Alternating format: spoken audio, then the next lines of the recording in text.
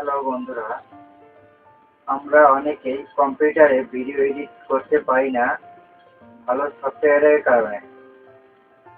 আমি আপনাদের সামনে একটি ভালো ভিডিও এডিটর সফটওয়্যার নিয়ে এসেছি।